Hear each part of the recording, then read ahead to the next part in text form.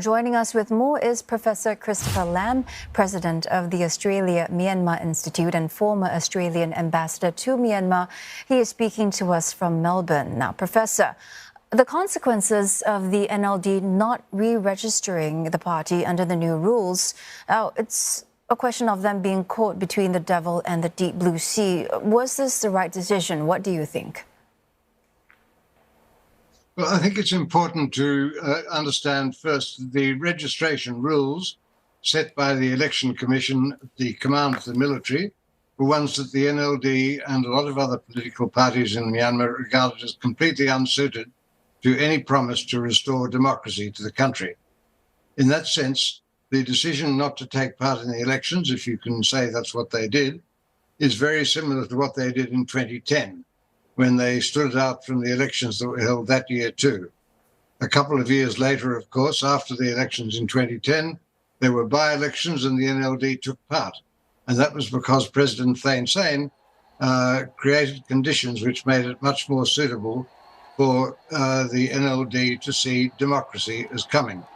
Of course, that didn't mean that the party was deregistered, because at that time, registration as a political party was not connected to a willingness to take part in elections. You could be a political party and not stand for election if you wanted to, and that's what happened in 2010.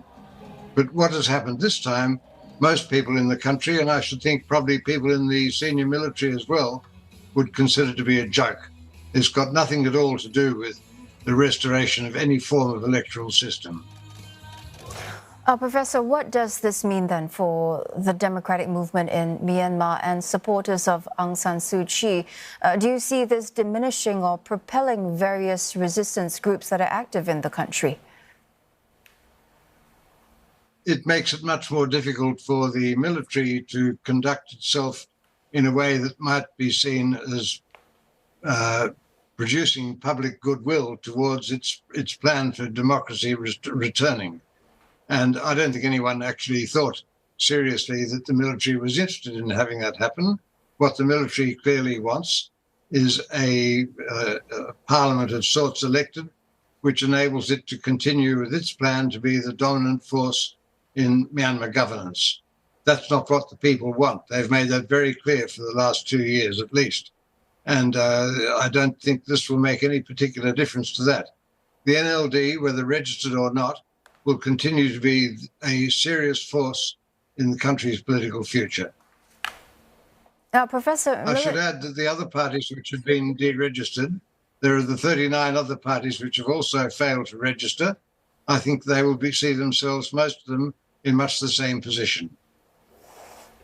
All right. And Professor, Military Chief Min Aung Hlaing asking international critics like yourself to get behind his efforts to restore democracy. What is your response to that? Well, this is in response to you're referring to his speech the other day in Naypyidaw, in which he basically said, you either come with me on the journey that I'm mapping or you will be obliterated. I don't think anybody sees that as a serious attempt to bring about a form of national consensus on the way governance should be built in the future. And Min Aung Hlaing also saying that the crackdown on opponents will continue, but he also insists that elections will eventually happen. When do you think that will be, given the circumstances? The main circumstance to think about in that respect is that the military control maybe 50% of the country's territory. I don't see how it's possible to hold credible elections in those circumstances. And if they do what's happened in the past and not hold the elections or defer them in areas where there's no government control, might mean that there'll be such a poor electoral response that it would hardly be worth doing. It's fascinating to see how the man can continue to do these things as if completely blinkered to the country and its own situation. And Professor, apart from a low turnout, if and when the elections do take place, how dangerous might they be for the country? What do you foresee might happen? Will there be unrest potentially? Yes, I think there probably will be. And I would think that when they come to set an election date, And I must say that I doubt very much that they'll be able to do it in 2023 as they promised. But if they were to do so, they would be unlikely to be able to hold them in conditions at all short of martial law.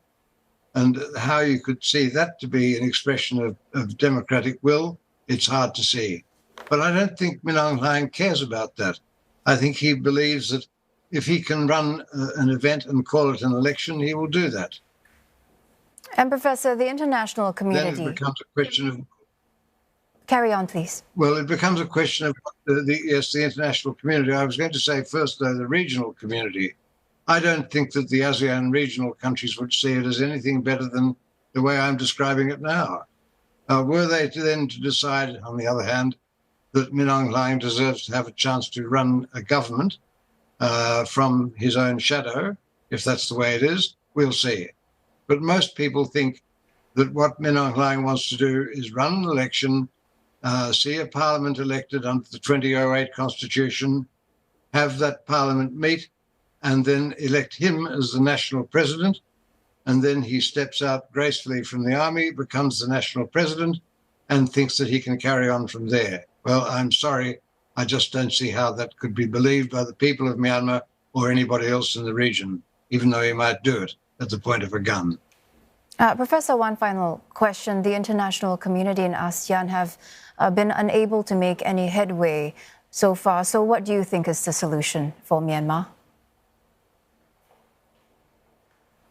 Well, I'm going to be interested to see what happens now. Of course, technically, the doings of the Election Commission are not doings of the government itself, although the government has come out and backed what the Election Commission has done. I would like to, I don't know quite whether I'd like to see this, but I imagine that what will happen is that the military rulers will present to ASEAN countries or those with which it's in contact on such matters, its plan for the elections at some point. And that would mean that the Indonesian presidency of ASEAN would be called upon to express a view. I don't think that President Jokowi would be willing to express that view at the moment. So it'll be very interesting to see what sort of backroom work is done by the military government to try to put this position forward. And it will also be a test of the newly appointed foreign minister.